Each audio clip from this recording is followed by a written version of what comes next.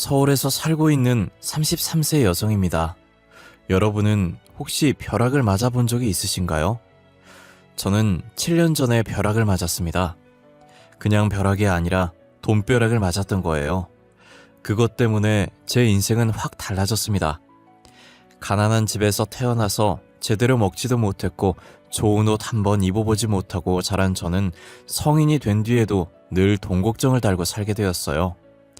그렇게 하루하루 희망도 없이 힘들게 살아가고 있었는데 믿을 수 없는 기적이 일어났습니다. 하루아침에 20억을 손에 쥐게 된 거죠. 제가 그런 엄청난 돈을 손에 쥐게 된 데는 기가 막힌 사연이 있지만 정말 어처구니 없는 일은 제가 갑부가 된 다음에 일어났습니다. 돈이 없다고 저를 사람 취급도 하지 않던 인간들이 돈 냄새를 귀신같이 맡고 제 주위에 꼬여들어 빌붙으려고 하는 거예요. 그러다 제 돈에 눈독을 들이지 않는 성실하고 착한 남자를 만나서 결혼을 하게 되었는데 그때부터 제 인생은 완전히 지옥으로 떨어지게 되었습니다. 지금 생각해도 그 인간에게 당한 처참한 기억이 떠올라 피가 거꾸로 솟을 지경입니다. 돈이 없을 때는 돈만 있으면 세상 그 누구도 부러울 것 없이 행복하게 살게 될 거라고 생각했는데 전혀 그렇지가 않았습니다. 지금 제 글을 보고 계신 분들 중에서도 돈벼락 한번 맞아봤으면 소원이 없겠다고 생각하시는 분들 많이 계실 거라고 생각합니다. 그래서 돈벼락을 맞은 뒤에 제가 얼마나 기막힌 일들을 당했는지 들려드리기 위해 글을 올리게 되었어요. 제 부모님은 같이 건물 청소 일을 하셨어요. 배운 것 없이 몸을 쓰는 일을 하면서 어렵게 살았지만 세상 누구보다 성실하고 열심히 사는 분들이셨죠. 부모님은 아침부터 저녁까지 쉬지 않고 일을 했지만 청소일로 받는 쥐꼬리 같은 월급으로 살림은 전혀 나아지지 않았고 매일 돈 걱정을 하면서 살아야 했어요. 그러다 제가 고등학교에 들어가자 아버지는 제 학원비라도 벌어보려고 청소일을 마친 다음에 야간 배달일까지 하셨습니다. 엄마는 돈도 좋지만 그러다 몸 상한다며 말렸지만 아버지는 기어이 야간 배달 일을 하겠다고 하셨죠. 여보, 우리 형편이 한푼이 아쉬운 상황이지만 무리하지 말아요. 그러다 몸 상하면 어쩌려고 그래요. 다현이가 곧 고등학생이 되는데 다른 건 몰라도 학원이라도 보내야 될 거 아냐. 내가 알아서 할 테니까 당신은 걱정하지 마. 다현이 걱정하는 당신 마음은 알겠지만 당신이 힘들까봐 마음이 쓰여요. 난 괜찮다니까. 당신하고 다현이를 위해서라면 난 몸이 부서져도 웃을 수 있어. 아버지는 호기롭게 장담하고 배달 일을 시작하셨어요. 그런데 6개월 뒤에 엄마와 제가 우려했던 일이 기어이 터지고 말았습니다. 낮에는 청소를 하고 밤에는 오토바이 배달을 하며 무리하게 일을 하던 아버지가 과로로 쓰러지게 되었고 엄마 혼자 일을 하면서 생계를 책임지게 되면서 집안 형편은 더욱 기울어갔어요. 어떻게든 돈을 더 벌어보겠다는 아버지의 욕심은 정반대의 결과를 가져오고 말았던 거죠.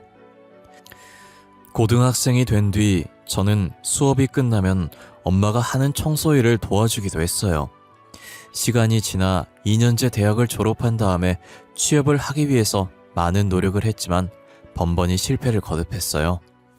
몇 달 동안 수도 없이 이력서를 내고 면접을 보았지만 취업 빙하기를 뚫지는 못했죠. 제가 취준생의 신분으로 지내는 동안 아버지가 세상을 떠나셨어요. 오토바이 배달 일을 다시 시작했던 아버지는 사고로 머리를 크게 다치셨고 병원에서 응급수술을 받았지만 한 달을 넘기지 못하고 돌아가셨던 거예요. 이제 가장이 된 엄마는 혼자서 청소 일을 하면서 생계를 책임져야 했어요. 제가 도우려고 했지만 엄마는 고개를 흔들었습니다. 다현아, 넌 나를 도울 생각 같은 건 하지 말고 하루빨리 좋은 직장 잡고 착하고 멋진 남자 만나서 결혼할 생각을 해. 난 괜찮아. 엄마는 제 도움을 한사코 거절하셨지만 밤이 되면 온몸에서 밀려오는 통증을 참지 못하고 앓는 소리를 내셨어요. 보다 못한 저는 마냥 취업 준비라는 핑계를 대고 허송세월을 할 순 없어서 급한 대로 편의점에서 알바를 시작했습니다. 30대 중반의 편의점 사장님은 오빠처럼 저를 잘 대해주었고 일도 어렵지 않아서 저는 일주일 내내 풀타임으로 일을 하게 되었죠. 그러다 편의점에 자주 들리는 단골 손님과 친해지게 되었어요. 50대 후반의 아저씨였는데 일주일에 2번은 꼭 저희 편의점에 들려서 로또를 사곤 했어요. 아저씨는 공사 현장에서 막노동을 한다고 하셨어요. 서너 달이 지나면서 아저씨는 제게 편하게 말을 놓았고 서로 사적인 대화도 하는 사이가 되었죠. 그러던 어느 날 아저씨가 심각한 표정으로 제게 말했어요. 다현아, 너한테 부탁이 하나 있는데 말해도 될까? 부탁이요? 뭐든지 하세요. 돈 빌려달라는 것만 빼고요. 어려운 건 아니야. 앞으로 나를 보면 아빠라고 불러주면 안 되겠니? 너를 보면 헤어진 딸 생각이 자꾸만 나서 그래. 제가 딸같이 느껴진다는 아저씨의 말에 저도 아저씨를 아빠처럼 여기고 있다고 말했어요. 사실 저도 아저씨를 볼 때마다 돌아가신 아빠 생각이 났어요. 앞으로 아빠로 생각하고 대할 테니까 딸처럼 대해주세요. 그래, 고맙다. 아저씨는 제 손을 잡고 고맙다고 한 다음에 묻지도 않았는데 왜 가족들과 헤어져서 막노동을 하면서 사는 처지가 되었는지 안타까운 사연을 전부 말해주었어요. 원래 아저씨는 건설회사의 하청업체를 운영하면서 크고 작은 공사를 맡아서 하셨다고 해요.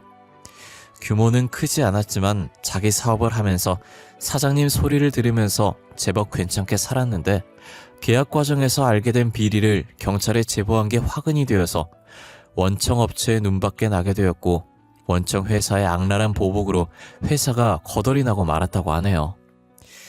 엎친 데 덮친 격으로 동업자에게 사기를 당하면서 큰 빚까지 지게 되어서 가진 재산을 모두 날리고 알거지 신세가 되었던 거죠.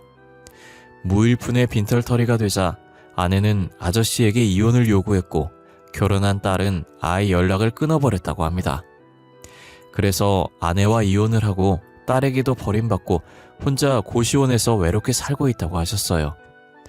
아저씨에게 로또는 마지막 희망이었던 거죠. 로또에 당첨이 돼서 돈이 생기면 마누라와 딸도 내 곁으로 다시 돌아올 거야. 로또 용지를 보면서 희망에 차서 웃는 아저씨가 너무 안쓰럽고 가련하다는 생각을 했습니다. 며칠 뒤에 아저씨는 제게 로또 번호를 찍어보라고 하셨어요. 저는 정말 아무 생각 없이 번호 6개를 말해주었고 아저씨는 제가 말해준 번호를 적은 로또를 산 다음에 그걸 제게 주었어요. 자, 이건 다현이 네가 가지고 있어. 정말 저한테 주는 거예요? 그래, 대신에 당첨이 되면 우리 똑같이 반반 나누는 거야. 아빠, 당근이죠. 하지만 저는 로또에 당첨이 될 거란 생각을 눈꼽만큼도 하지 않았어요. 그런데 아저씨가 편의점에 오지 않았습니다. 처음에는 바쁜가 보다 했는데 한 달이 넘게 모습이 보이지 않자 저는 걱정이 되었어요. 며칠 후에 편의점 사장님을 통해서 아저씨가 심장마비로 돌아가셨다는 말을 듣게 되었어요. 그때 불현듯 아저씨가 준 로또 용지가 생각이 났어요. 정말 한 달이 넘게 까맣게 잊어버리고 있었습니다. 전 당연히 떨어졌을 거라고 생각했지만 혹시나 하는 가벼운 마음으로 그 회차의 당첨번호와 맞춰보았는데 세상에 1등에 당첨이 된 거예요. 제가 찍어준 6자리 번호가 정확하게 일치했어요. 전 손이 부들부들 떨렸고 심장이 터질 것처럼 요동치기 시작했습니다. 내가 로또에 당첨이 되다니 현실이라고 믿을 수 없었어요. 하지만 날아갈 듯한 기쁨은 잠시였고 생각지도 못했던 엄청난 불행이 들이닥쳤습니다. 제가 내민 로또 용지를 본 은행 직원은 난감한 표정을 지었어요. 아휴, 이거 참 누가 당첨금에 대해서 지급정지 신청을 걸어두었네요. 네? 누가요?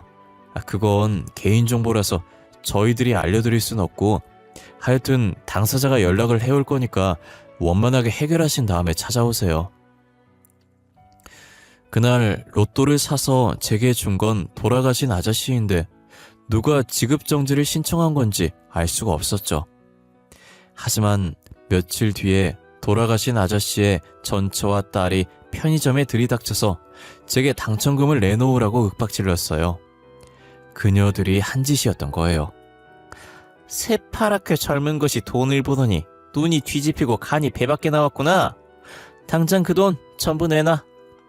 아줌마, 로또 번호는 제가 찍은 거고 아저씨가 사서 제게 준 거니까 제 거라고요. 뭐? 웃기고 있네.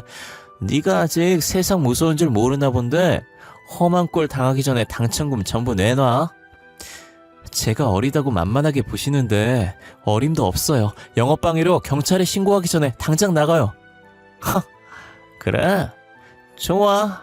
각오 단단히 하고 있어. 곧 내 앞에 엎드려서 살려달라고 싹싹 빌게 만들어 줄 테니까.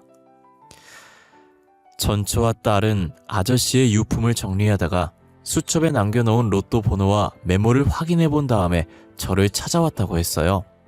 그녀들은 변호사를 찾아가서 자문을 받았더니 그 당첨금은 자기들 것이 확실하다는 말을 들었다면서 저를 협박했습니다.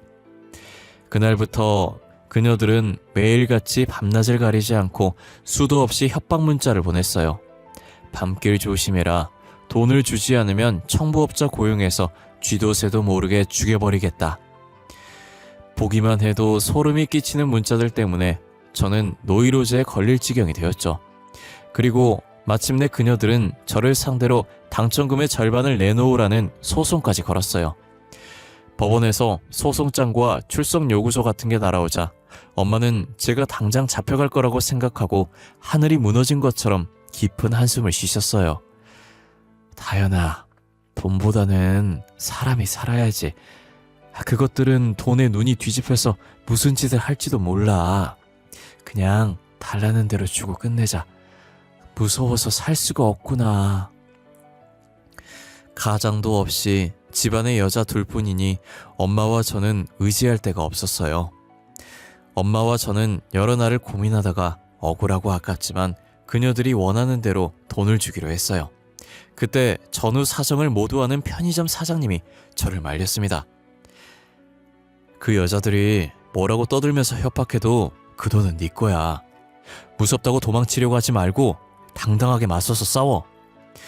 저도 그러고 싶어요. 하지만 말이 쉽지 무서워 죽겠다고요. 이젠 문자가 오기만 해도 경기가 날 지경이라고요. 정말 악독한 것들이야. 내가 잘 아는 변호사 소개해 줄 테니까 너도 맞대응해. 그런 쓰레기 같은 것들한테는 정면으로 맞서야 돼.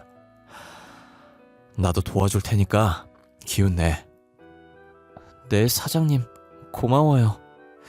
사장님은 저를 그 변호사의 사무실로 데리고 가서 소개해 주셨어요. 그는 사장님의 대학교 후배라고 했습니다.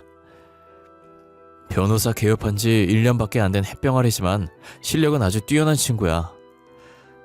최정수라고 합니다. 잘 부탁드립니다. 부탁은 오히려 제가 드려야죠. 선배한테서 상황은 들어서 잘 알고 있어요. 이 소송은 무조건 다현 씨가 이기게 되어 있어요. 네? 정말요? 그럼요. 제가 보기에 그 여자들이 노리는 건 심리전이에요.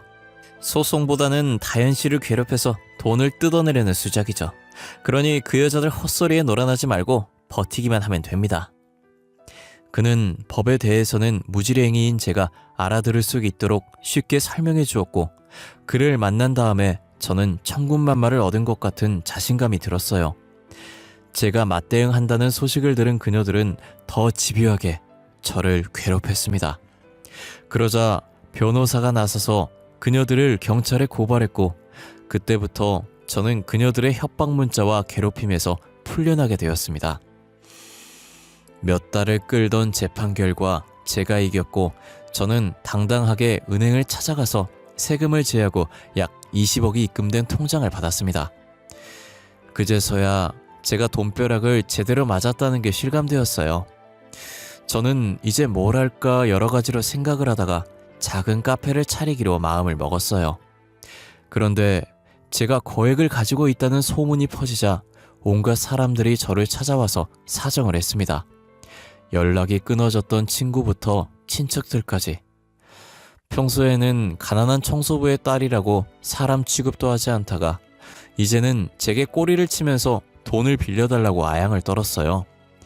20대 중반의 젊은 여성이 갑자기 수십억을 가지게 되면서 저는 사람들이 돈 앞에서 얼마나 비굴해지면서 겉과 속이 달라지는지 똑똑하게 보게 되었어요.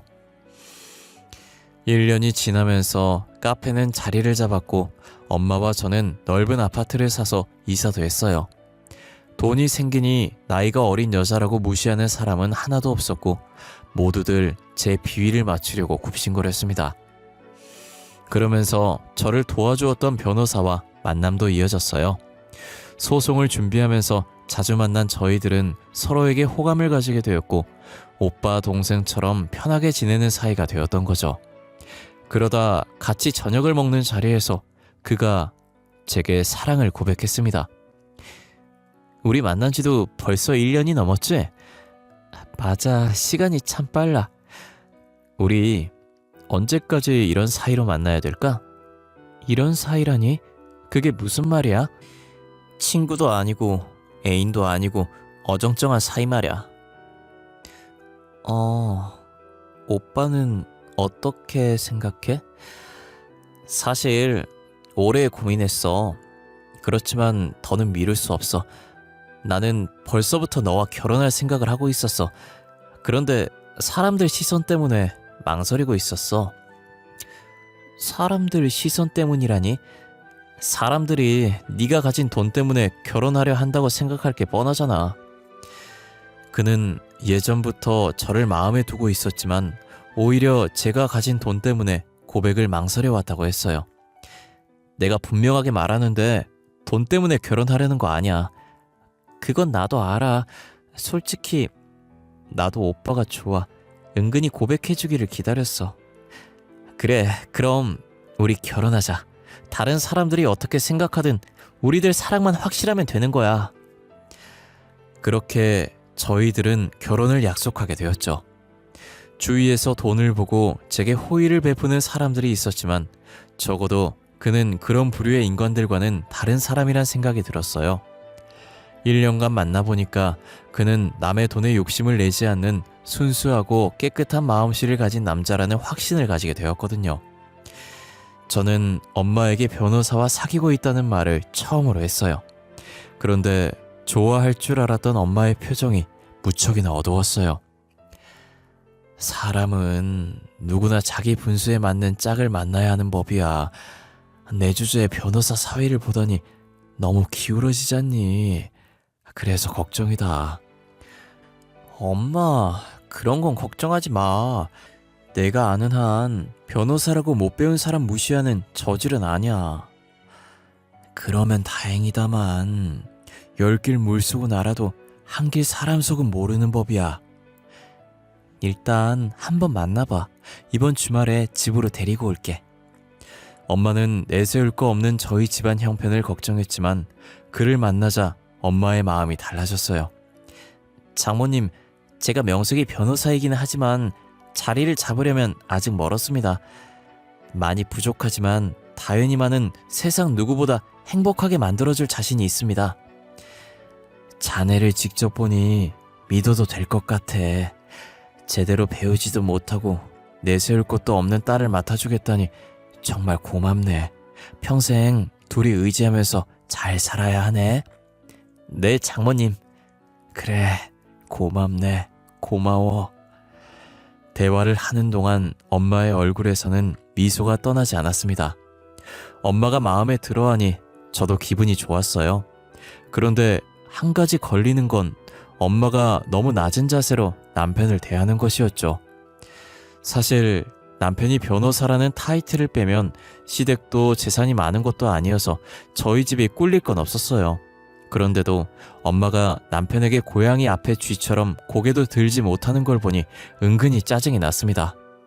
저는 남편이 간 다음에 엄마에게 따졌어요. 엄마, 우리가 죄인도 아닌데 왜 사위 앞에서 당당하지 못하고 고개를 조아려? 이거사, 아무리 시대가 달라졌다고 해도 남자 중심으로 돌아가는 게 세상이야. 여자는 그런 남자를 귀하게 모시고 살아야 하는 거야. 엄마, 조선시대에서 넘어왔어? 무슨 구닥다리 같은 소리래. 남자란 여자 하기 나름이다. 너는 그저 최서방 비위 거스르지 말고 살아. 다행히 너한테 돈이 제법 있으니 얼마나 다행이냐. 앞으로도 최서방이 돈 필요하다고 하면 따지지 말고 도와줘. 그게 내조를 하는 거라 생각해. 그건 내가 알아서 할게. 엄마는 변호사 사위의 마음을 잡으려면 가진 돈을 아낌없이 풀어야 한다고 말했어요. 저도 남편을 위해서라면 돈을 아낄 생각은 전혀 없었어요. 남편이 잘 되면 제게도 좋은 일이니까요.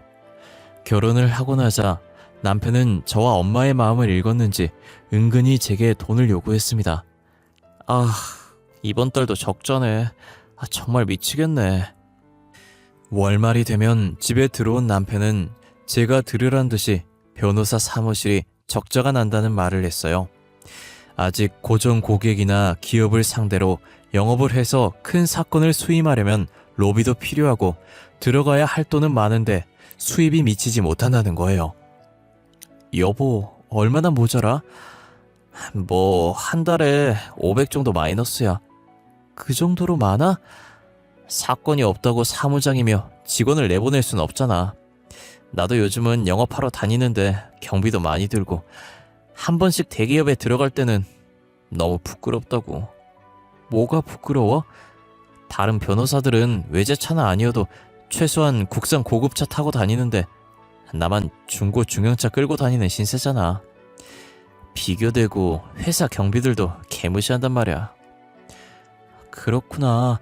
그럼 여보, 당분간은 사무실 운영비 내가 지원해 줄게. 그리고 당장 차부터 새로 뽑자. 우와, 그게 정말이야? 그럼 내가 가진 건 돈밖에 없잖아. 당신 최고야. 조금만 기다려. 2년 안에 내가 자리 잡아서 몇 배로 갚아줄 테니까. 신이 난 남편은 다음날 저를 외제차 매장으로 데리고 갔어요. 봐둔 모델이 있다고 했죠. 전 국산 차도 좋다고 넌지시 떠봤는데 남편은 굳이 최신 외제차를 고집했어요. 일단 외제차를 타면 고객들이 쳐다보는 눈빛이 달라져. 이게 모두 투자를 하는 거야.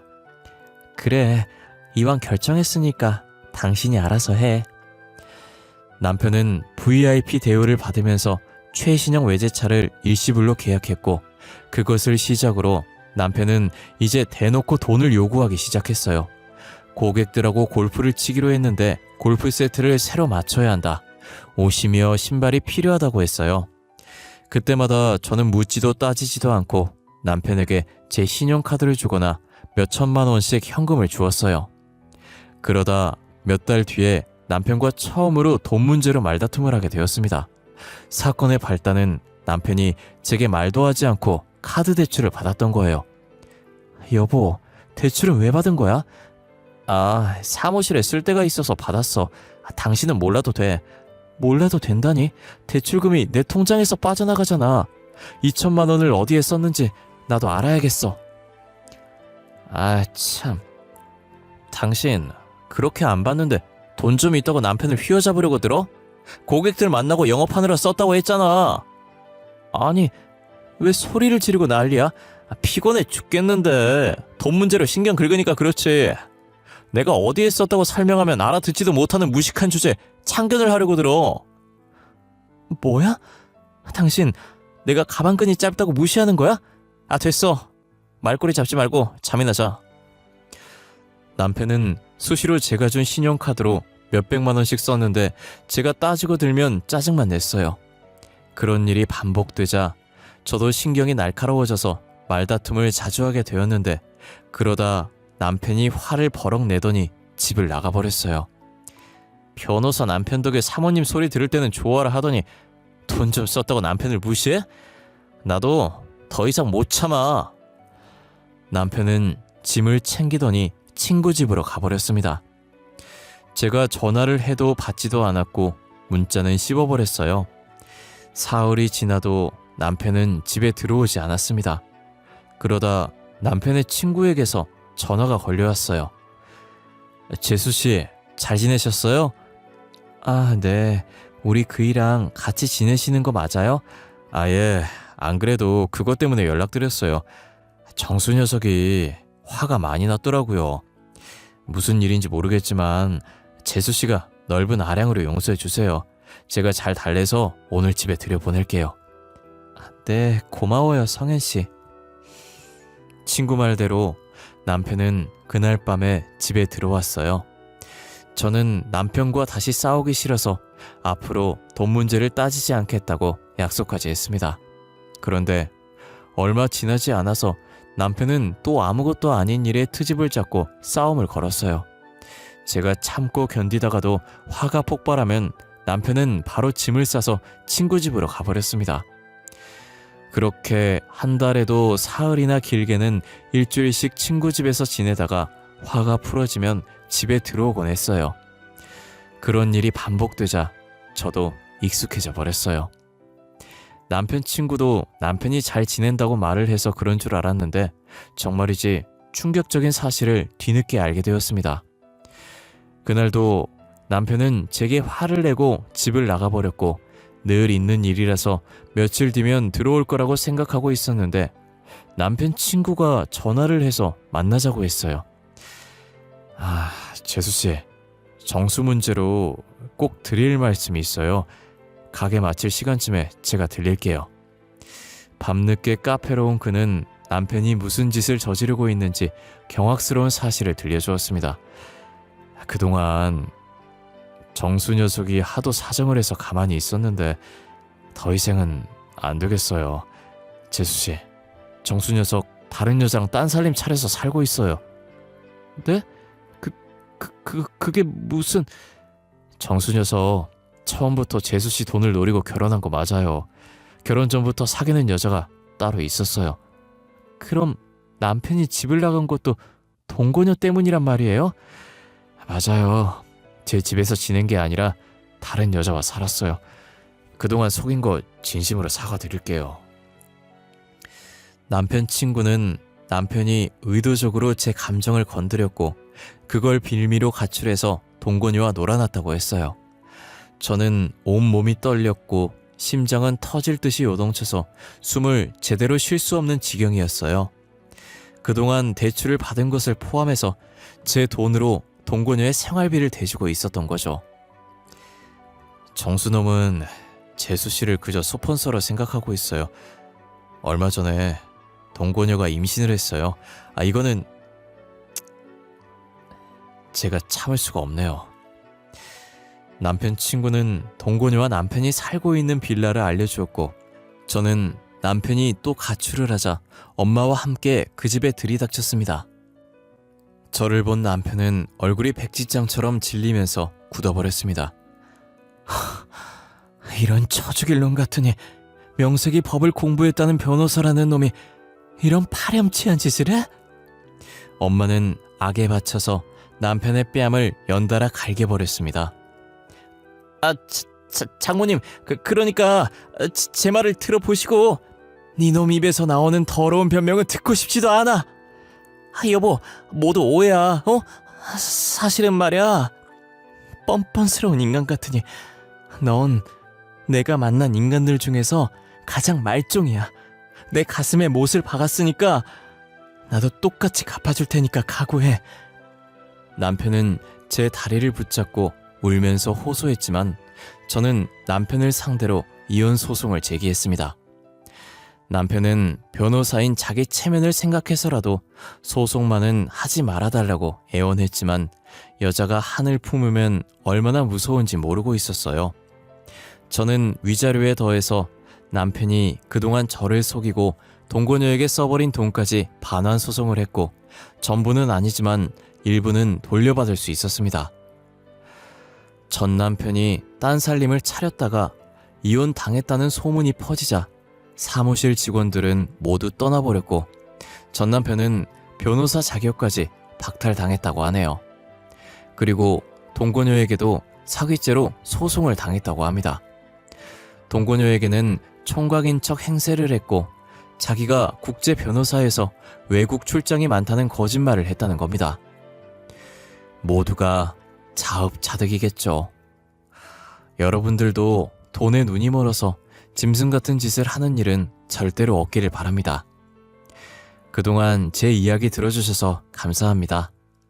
모두들 행복하세요.